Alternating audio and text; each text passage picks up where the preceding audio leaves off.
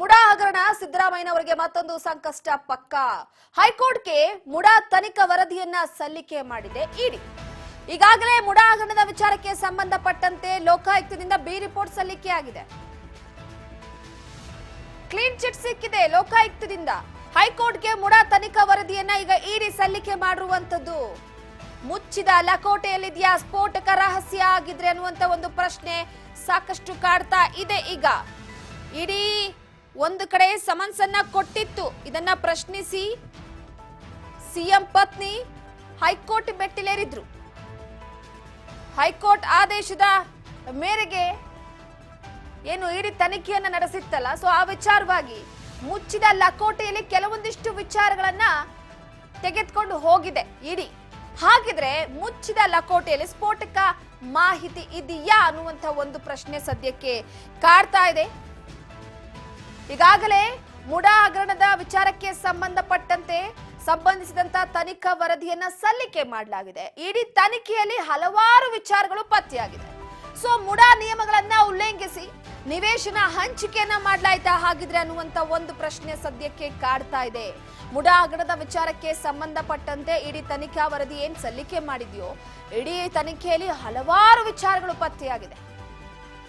ಮುಡಾ ನಿಯಮವನ್ನ ಉಲ್ಲಂಘಿಸಿ ಹಂಚಿಕೆ ಮಾಡಿದ್ರ ಹಾಗಿದ್ರೆ ನಿವೇಶನವನ್ನ 5,000 ಕೋಟಿಗೂ ದೊಡ್ಡ ಹಗರಣವಾಗಿರುವಂತ ಉಲ್ಲೇಖ ಸಿಕ್ಕಿರುವಂತದ್ದು. ಈ ಹಿನ್ನೆಲೆಯಲ್ಲಿ ಹೇಗ್ ಕೊಡ್ತು ಕ್ಲೀನ್ ಚಿಟ್ ಲೋಕಾಯುಕ್ತ ಅನ್ನುವಂತ ಪ್ರಶ್ನೆ ಸದ್ಯಕ್ಕೆ ಕಾಡ್ತಾ ಇದೆ.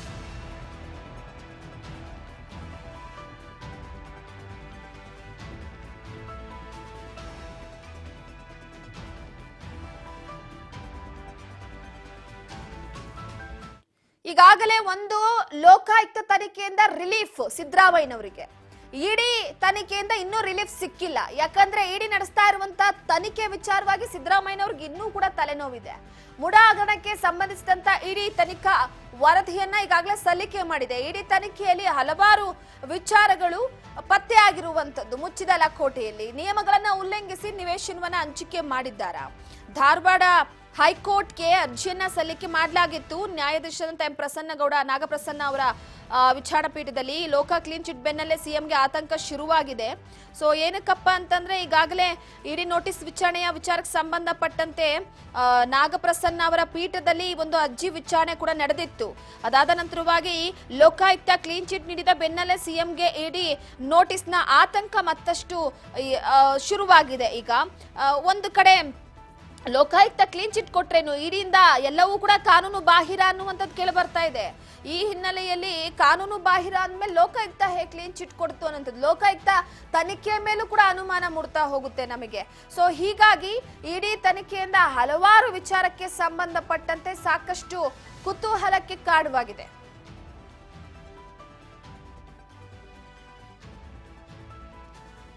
ಈ ಬಗ್ಗೆ ಮತ್ತಷ್ಟು ಅಪ್ಡೇಟ್ ಕೊಡ್ತಾರೆ ನಮ್ಮ ಪ್ರತಿನಿಧಿ ಬಸವರಾಜ್ ಹೂಗಾರ್ ಸಂಪರ್ಕದಲ್ಲಿದ್ದಾರೆ. ಬಸವರಾಜ್, ಪ್ರಮುಖವಾಗಿ ಈಗಾಗಲೇ ಸಿದ್ದರಾಮಯ್ಯನವರಿಗೆ ಲೋಕಾಯುಕ್ತದಿಂದ ಕ್ಲೀನ್ ಚಿಟ್ ಸಿಕ್ಕಿದೆ, ಸ್ವಲ್ಪ ರಿಲೀಫ್ ಆಗಿದ್ದಾರೆ. ಆದ್ರೆ ಇಡಿ ಯಾಕೋ ಬೆಂಬಿಡದ ಬೇತಾಳದ ರೀತಿ ಸಿದ್ದರಾಮಯ್ಯನವರ ಬೆನ್ನಿಗೆ ಅಂಟುಕೊಂಡ್ ಬಿಟ್ಟಿದೆ.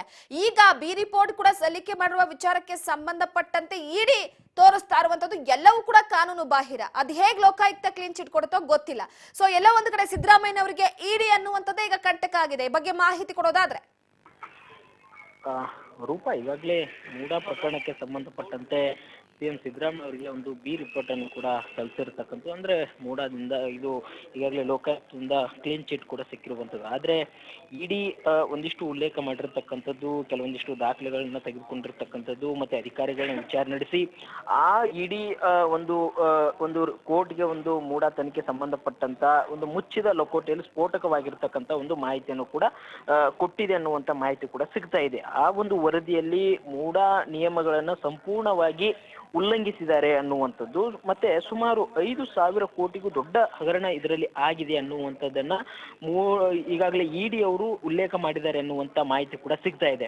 ಈ ಒಂದು ಹಿನ್ನೆಲೆಯಲ್ಲಿ ಒಂದು ಕಡೆ ಲೋಕಾಯುಕ್ತದವರು ಯಾವುದೇ ರೀತಿ ಇದರಲ್ಲಿ ದಾಖಲೆಗಳಿಲ್ಲ, ಅವರು ದೂರು ಕೊಟ್ಟಿರ್ತಕ್ಕಂಥವರ ಹಿನ್ನೆಲೆ ತನಿಖೆ ನಡೆಸಿದೀವಿ, ಆದ್ರೆ ಇದರಲ್ಲಿ ಯಾವುದೇ ರೀತಿ ಅವರ ದೂರಿನ ಅನ್ವಯ ಅಧಿಕಾರ ಹಸ್ತಕ್ಷೇಪ ಆಗಿರ್ಬೋದು ಅಥವಾ ಅವರ ಅಧಿಕಾರ ದುರ್ಬಳಕೆ ಆಗಿರ್ಬೋದು, ಇವು ಯಾವುದು ಕೂಡ ಕಂಡು ಬಂದಿಲ್ಲ, ಅದಕ್ಕೆ ಪುರಾವೆಗಳು ಕೂಡ ಇಲ್ಲ. ಈ ಒಂದು ಒಂದು ಹಿನ್ನೆಲೆ ನಾವು ಬಿ ರಿಪೋರ್ಟ್ ನ ಸಲ್ಲಿಸ್ತಾ ಇದ್ದೀವಿ ಅನ್ನುವಂತ ಮಾತನ್ನು ಕೂಡ ಈಗಾಗಲೇ ಲೋಕಾಯುಕ್ತರು ಕೂಡ ಸಲ್ಲಿಸಿರ್ತಕ್ಕಂಥದ್ದು. ಆದ್ರೆ ಇದೀಗ ಇಡಿ ಅವರು ಸಲ್ಲಿಸಿರ್ತಕ್ಕಂಥದ್ದು ನ್ಯಾಯಾಲಯಕ್ಕೆ, ಅದರಲ್ಲಿ ಪ್ರಮುಖವಾಗಿ ಏನೋ ಒಂದು ಏನು ಮೈಸೂರಿನ ಮಹಾನಗರದ ಒಂದು ಮೂಡಾದ ಸಂಬಂಧಪಟ್ಟಂತ ಏನು ಇಲಾಖೆ ಇದೆ ಅದಕ್ಕೆ ಅದರ ನಿಯಮಗಳೇನಿದಾವೆ ಆ ನಿಯಮಗಳನ್ನ ಸಂಪೂರ್ಣವಾಗಿರ್ತಕ್ಕಂಥದ್ದನ್ನು ಕೂಡ ಉಲ್ಲಂಘನೆ ಮಾಡಲಾಗಿದೆ. ಸುಮಾರು 5,000 ಕೋಟಿಗೂ ದೊಡ್ಡ ಮೊತ್ತದಲ್ಲಿ ಹಗರಣ ಆಗಿದೆ ಅನ್ನುವಂಥದ್ದನ್ನು ಉಲ್ಲೇಖ ಮಾಡಿರ್ತಕ್ಕಂಥದ್ದು. ಒಂದಿಷ್ಟು ಗೊಂದಲ ಕೂಡ ಇಲ್ಲಿ ಸೃಷ್ಟಿ ಆಗ್ತಾ ಇದೆ ರೂಪ. ಯಾಕಂತಂದ್ರೆ ಲೋಕಾಯುಕ್ತರು ತನಿಖೆ ಮಾಡ್ತಾರೆ, ಸಂಪೂರ್ಣವಾಗಿ A1, A2, A3, A4 4 ಜನರು ಕೂಡ ತನಿಖೆ ಮಾಡ್ತಾರೆ, ಮಾಜಿ ಆಯುಕ್ತರನ್ನು ಕೂಡ ತನಿಖೆ ಮಾಡ್ತಾರೆ. ಆದ್ರೆ ಅವರು ಬಿ ರಿಪೋರ್ಟ್ ಸಲ್ಲಿಸಿರ್ತಕ್ಕಂಥದ್ದು. ಆದ್ರೆ ಇದೀಗ ಇಡಿ ಅವರು ತನಿಖೆ ಕೈಗೊಂಡಂತ ಸಂದರ್ಭದಲ್ಲಿ ಅದರಲ್ಲಿ ಅಕ್ರಮವಾಗಿದೆ, ಹಣ ದುರ್ಬಳಕೆ ಆಗಿದೆ, ಮತ್ತೆ ಏನ್ ನಿಯಮಗಳನ್ನ ಗಾಳಿಗೆ ತೂರಿದ್ದಾರೆ, ಸಾಕಷ್ಟು ಉಲ್ಲಂಘನೆ ಆಗಿದೆ ಅನ್ನುವಂಥದ್ದನ್ನ ಉಲ್ಲೇಖ ಮಾಡಿರ್ತಕ್ಕಂಥ. ಹಾಗಾಗಿ ಇಡಿ ಅವರಿಂದ ಮತ್ತೊಂದು ಸುತ್ತಿನ ನ್ಯಾಯಾಲಯದ ಮುಖಾಂತರ ಸಿಎಂ ಸಿದ್ದರಾಮಯ್ಯವರಿಗೆ ಸಂಕಷ್ಟ ಎದುರಾಗುತ್ತಾ ಅನ್ನುವಂತ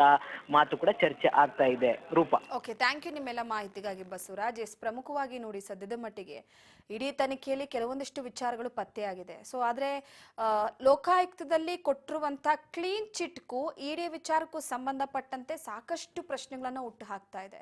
ಸೊ ಇಲ್ಲಿ ಇಡಿ ಸರಿಯಾದ ರೀತಿಯಲ್ಲಿ ತನಿಖೆ ನಡೆಸ್ತಾ ಇದೆಯಾ ಅಥವಾ ಲೋಕಾಯುಕ್ತ ಸರಿಯಾದ ರೀತಿಯಲ್ಲಿ ತನಿಖೆ ನಡೆಸಲಿಲ್ವಾ? ರಾಜಕಾರಣಿಗಳು, ಅಧಿಕಾರಿಗಳ ಪ್ರಭಾವ ಲೋಕಾಯುಕ್ತ ಮೇಲೆ ಬಿತ್ತ ಅನ್ನುವಂತ ಒಂದು ಪ್ರಶ್ನೆ ಸದ್ಯಕ್ಕೆ ಕಾಡುತ್ತೆ. ಸೊ ಒಂದು ಇಡಿ ವಿಚಾರವಾಗಿ ಇನ್ನೂ ಕುತೂಹಲದ ನಡೆ ಇದೆ. ಇನ್ನು ಯಾವೆಲ್ಲ ರೀತಿಯ ವಿಚಾರಗಳು ಹೊರಬರ್ತಾವೋ ಗೊತ್ತಿಲ್ಲ ಸದ್ಯದ ಮಟ್ಟಿಗೆ. ಆದ್ರೆ ಒಂದು ಹೈಕೋರ್ಟ್ಗೆ ಇಡಿ ಈಗಾಗಲೇ ತನಿಖಾ ವರದಿಯನ್ನ ಸಲ್ಲಿಕೆ ಮಾಡಿದೆ. ಯಾವಾಗ ಭೈರತಿ ಸುರೇಶ್ ಹಾಗೆ ಪಾರ್ವತಿ ಅವರಿಗೆ ಈ ವಿಚಾರಕ್ಕೆ ಸಂಬಂಧಪಟ್ಟಂತೆ ನೋಟಿಸ್ ಅನ್ನ ಕೊಟ್ಟು ವಿಚಾರಣೆಗೆ ಹಾಜರಾಗಿ ಅಂತೂ, ಸೊ ಅದಾದ ನಂತರವಾಗಿ ಹೈಕೋರ್ಟ್ ಕೂಡ ಮಧ್ಯಪ್ರವೇಶ ಮಾಡಿ ಈ ವಿಚಾರವಾಗಿ ಸ್ವಲ್ಪ ಮಧ್ಯಕ್ಕೆ ಫುಲ್ ಸ್ಟಾಪ್ ಇಡ್ತು. ಅಲ್ಲಿಂದ ಇಲ್ಲಿವರೆಗೂ ಕೂಡ ಮುಡಾ ಅನ್ನುವಂತ ಆ ಬೆಂಬಿಡದ ಬೇತಾಳದ ರೀತಿ ಸಿದ್ದರಾಮಯ್ಯನವರಿಗೆ ಅಂಟ್ಕೋಬಿಟ್ಟಿದೆ. ಅವರ ಇಡೀ ರಾಜಕೀಯ ಜೀವನದಲ್ಲೇ ಮುಡಾ ಅನ್ನುವಂಥದ್ದು ಅಳಿಸಲಾಗದಂತ ಒಂದು ವರ್ಡ್ ಆಗಿದೆ. ಸೊ ಹೀಗಾಗಿ ಈ ಹಿನ್ನೆಲೆಯಲ್ಲಿ 5,000 ಕೋಟಿಗೂ ಹೆಚ್ಚು ದೊಡ್ಡ ಹಗರಣ ಇಲ್ಲಿ ಆಗಿದೆ ಅನ್ನುವಂತ ಮಾತು ಕೇಳಿ ಬರ್ತಾ ಇರುವಂತಹ ಹಿನ್ನೆಲೆಯಲ್ಲಿ ಕಾದ್ ನೋಡ್ಬೇಕಾಗಿದೆ ಈ ವಿಚಾರಕ್ಕೆ ಸಂಬಂಧಪಟ್ಟ